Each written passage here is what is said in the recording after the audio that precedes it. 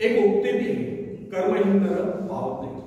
आपको क्या चाहिए इस पर विचार कीजिए, फिर गंभीरतापूर्वक उसके लिए योजना बनाए, योजना बनाकर उस पर अमल करें, बराबर प्रयत्नशील रहे। एक दिन आप अपनी इच्छा पूर्ति करके रहो, एक दिन आपको सफलता अवश्य मिलेगी। यदि हम सतत विकास ना नहीं तो हमारी शक्तियां क्षीण नहीं हो सकती। जिस प्रकार घर का कूड़ा प्रतिदिन झाड़ू से साफ करना पड़ता है, उसी प्रकार मन के कूड़े को प्रतिदिन साफ करना निरंतर नहीं, तब शक्तियों को क्षीण करने की क्रिया स्वयं समाप्त हो जाएगी।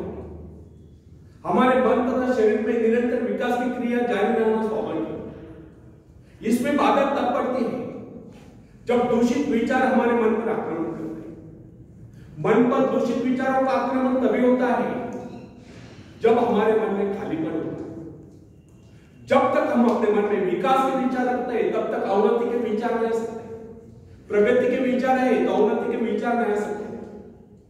मन को नवीन तथा तरोताजा करने के अनेक उपाय, इस विषय में हम सबके भिन्न भिन्न अनुभव हो सकते हैं। हम देखते कई बार हमारे मन में दुख और निराशा की छाया आश्चर्यजनक रूप से लुप्त हो जाती है। दुख के घिर आए बादल हट जाते हैं और उनके स्थान पर हर्ष की धूप खिल उठती है। कम से कम कुछ समय के लिए जीवन के प्रति हमारा दृष्टिकोण बदल जाता है। कई बार हम अनुत्साहित और निराश हो जाते हैं और अकस्मात कोई शुभ समाचार आ जाता है तो हमारा हृदय हर्ष से गदगद होता है, अथवा कोई हंसोट सहृदय व्यक्ति आ जाता है और हमारी मनस्थिति में पूर्णतया परिवर्तन ला देता है, या कोई परम प्रिय मित्र आकर सारा वातावरण ही बदल लाता है, अथवा अचानक किसी सुंदर स्थान अथवा देश की यात्रा करने का अवसर प्राप्त हो जाया करता है और उसके प्राकृतिक सौंदर्य का लेप हमारे हृदय को शीतल कर देता है। किसी भी ऐसे स्थान की यात्रा करनी पड़ती है जिसकी हमारे मन में सबसे इच्छा है और वहां से सौंदर्य के कारण हमारे विचारों में परिवर्तन आ जाता है, हम प्रसन्नता से विभोर हो जाते हैं। कुछ लोगों का यह विचार है कि मन बाहरी प्रभाव को ग्रहण करने में असमर्थ है और उसकी स्थिति में विशेष परिवर्तन नहीं किया जा सकता। उसके हर्ष विषाद की सीमाओं का निर्धारण केवल भाग्य द्वारा होगा, परंतु ये धारणा गलत है। हमारे पास ऐसे असंख्य उदाहरण है जिनमें व्यक्तियों की मनोवृत्ति में आमूल परिवर्तन होता देखा गया, उनके मस्तिष्क में क्रांति होती देखी गई। बहुत से लोग जो जन्म से ही दुर्बल थे वे व्यायाम द्वारा सबल होते देखे गए और कर्मठ होते देखे गए। ऐसे अनेक उदाहरण हमारे सम्मुख हैं जिनमें व्यक्ति मानसिक शक्तियों से रहित थे, किंतु प्रयत्न द्वारा उनमें भारी परिवर्तन आ गया, उनका दुर्बल व्यक्तित्व प्रबल व्यक्तित्व में परिणत हुआ। साहस का उदाहरण, बहुत से सफल व्यक्ति पहले इस गुण से रहे थे। खतरा था कि उनका समस्त भविष्य अंधकार में हो, परंतु माता पिता या गुरु की शिक्षा का उन पर ऐसा प्रभाव पड़ा कि उनके जीवन की धाराएं बदली। इससे सिद्ध होता है कि मनुष्य उपदेश या शिक्षा प्राप्त करके या निरंतर अभ्यास से विचारों में क्रांति ला सकता है। फ्रेंड्स, साहस पर मनुष्य का जन्मसिद्ध अधिकार है। साहस के भाव परिपक्व होने पर वही व्यक्ति जो पहले कायर समझा जाता था, शौर्य और पराक्रम के कारनामे कर लोगों को चकित कर देता है। जब हम भय, संदेह, निराशा से ग्रस्त स्थिति में होते हैं तब हम सही निर्णय नहीं कर पाते। उचित और ठोस निर्णय केवल उसी समय किया जा सकता है जब मस्तिष्क सही स्थिति में हो। निराशा, क्रोध, भय, ईर्ष्या, द्वेष आदि के बादलों से गिरकर अंधकार में हो। भय तथा चिंताग्रस्त मनोस्थिति में कभी किसी महत्वपूर्ण विषय पर निर्णय नहीं करना चाहिए। जब मन निर्मल, संतुलित, शांत, कोई भी निर्णय उस समय करना चाहिए। उस समय जो निर्णय बनाए जाए केवल उन्हीं को कार्यान्वित करने का प्रयत्न करें। भय, क्रोध आदि के आवेग पर मानसिक शक्तियां बिखर जाती हैं। उस समय मन एकाग्र न रहने के कारण निर्णय गलत होते हैं। यदि मनुष्य सही शिक्षण प्राप्त करे या मन को अभ्यास कराए तो निराशा, क्रोध, ईर्ष्या, द्वेष आदि विचारों को कुछ क्षणों में अपने मन से निकाल कर बाहर कर सकता है तथा प्रसन्नता का अनुभव कर सकता है। प्रसन्नता, आशा, आकांक्षा, उत्साह इन भावनाओं के आते ही मन का अंधकार दूर हो जाता है। अतः व्यक्ति को चाहिए कि इन रचनात्मक विचारों को हर समय अपने मन में रखे।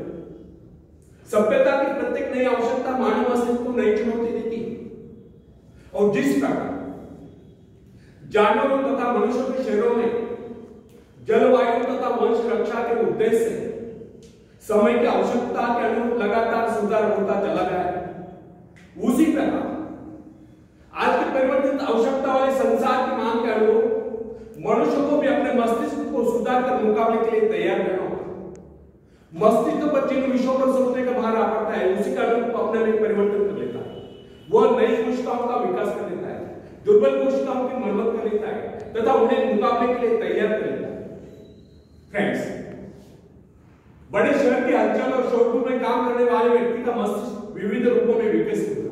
वह शीघ्र सोचेगा, तेजी से गति करेगा, संश्लिष्ट एवं विविध कार्यों में द्रुत गति से चेष्टा करेगा।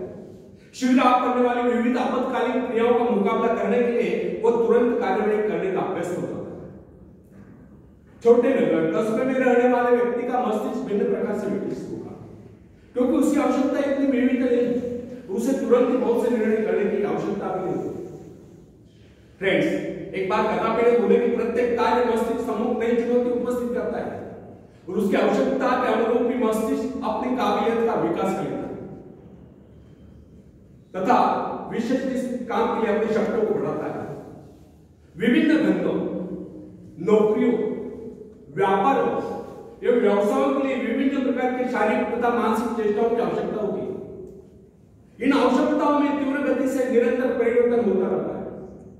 अतः जिस व्यक्ति का मस्तिष्क जितना अधिक ग्रहणशील, संवेदनशील, सूक्ष्म होता है, वो उतनी तीव्रता से अपने में परिवर्तन लाने में समर्थ होता है तथा नए संघर्ष में सफलता एवं विजय प्राप्त करता है। उदाहरण का एक पुरोहित की आवश्यकता विशिष्ट होती है, अतः उसके मस्तिष्क के विकास का स्वरूप एक वकील, व्यावसायिक एवं भवन निर्माण विशेषज्ञ से भिन्न होगा। जिस व्यक्ति का जीवन अध्ययन या बौद्धिक हलचलों में लीन रहा है, उसके मस्तिष्क की सेंस का विकास एक व्यापारी के मस्तिष्क से भिन्न होगा।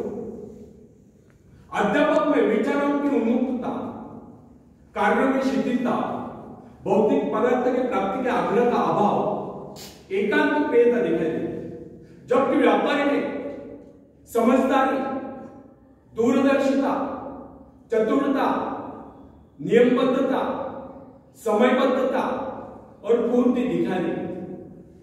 महत्वाकांक्षा मस्तिष्क के विकास में परिवर्तन या सुधार लाने वाली प्रबल शक्ति है। महत्वाकांक्षा या अपने जीवन के उद्देश्य को तय कर लेना स्वयं अपने आप में मस्तिष्क संबंधी बहुत ही महत्वपूर्ण घटना है।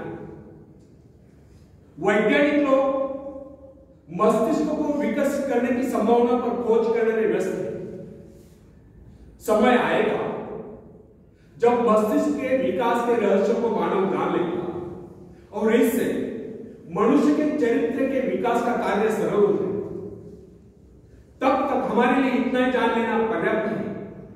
यदि हम अपने मस्तिष्क का ऐसा विकास चाहते हैं कि हमारा व्यक्तित्व सर्वप्रिय बने, तो इसके लिए सर्वप्रथम हम अपने मन से घृणा, ईर्ष्या, द्वेष आदि विकारों को निकालकर बाहर कर देना।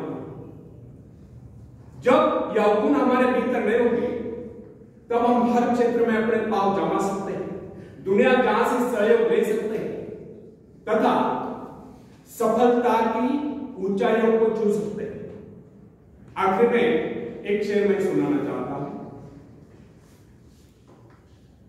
बिना मेहनत के तब तो ताज नहीं होते, बिना मेहनत के तब तो ताज नहीं होते।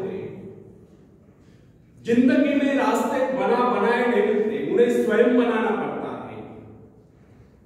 मंजिलें यूं ही नहीं मिलती यारों, उन्हें मेहनत से हासिल करना पड़ता है। धन्यवाद।